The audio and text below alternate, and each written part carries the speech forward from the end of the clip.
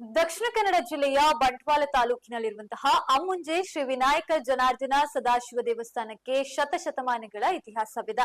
ಈ ಮೂರು ಮೂರ್ತಿಗಳಿರುವ ಈ ಕ್ಷೇತ್ರ ಅಮ್ಮುಂಜೆ ಗ್ರಾಮದ ದೇವರಾಗಿ ಭಕ್ತರು ಪೂಜೆಗಳನ್ನ ಸಮರ್ಪಿಸ್ತಾ ಇದ್ದಾರೆ. ಇಲ್ಲಿ ಪ್ರಧಾನ ದೇವರು ಜನಾರ್ದನ ದೇವರು, ಆದ್ರೆ ಇದು ಅಮ್ಮುಂಜೆ ಶ್ರೀ ವಿನಾಯಕ ದೇವಸ್ಥಾನವೆಂದು ಪ್ರಸಿದ್ಧಿಯನ್ನ ಪಡೆದಿದೆ. ಸರ್ಕಾರದ ದಾಖಲೆಯಲ್ಲಿ ಕೂಡ ಹಾಗೆ ಉಲ್ಲೇಖವಿದೆ.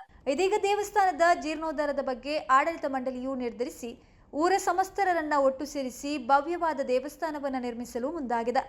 ಈ ಹಿನ್ನೆಲೆಯಲ್ಲಿ ದೇವಸ್ಥಾನದಲ್ಲಿ ನಿಧಿ ಕುಂಭಕ್ಕೆ ಚಾಲನೆ ಹಾಗೂ ವಿಜ್ಞಾಪನಾ ಪತ್ರ ಬಿಡುಗಡೆ ಕಾರ್ಯಕ್ರಮವನ್ನು ಶ್ರೀ ಕ್ಷೇತ್ರ ಪೊಳಲಿ ದೇವಸ್ಥಾನದ ಆಡಳಿತ ಮುಕ್ತೇಸರರಾದ ಡಾಕ್ಟರ್ ಎ ಮಂಚಯ್ಯ ಶೆಟ್ಟಿ ನೆರವೇರಿಸಿದರು.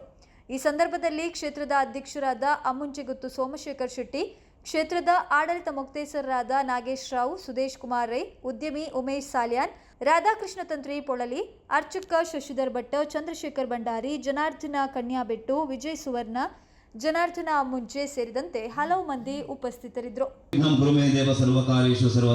ಶ್ರೀ ವಿನಾಯಕ ಜನಾರ್ದನ ಸದಾಶಿವ ದೇವಸ್ಥಾನ ಅಮ್ಮುಂಜೆ, ಅಂಚೆ ಅಮ್ಮುಂಜೆ, ಬಂಟ್ವಾಳ ತಾಲೂಕು, ದಕ್ಷಿಣ ಕನ್ನಡ.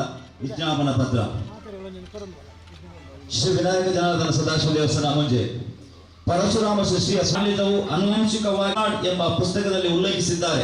ಅದರಂತೆ ಈಗಲೂ ಅವರೇ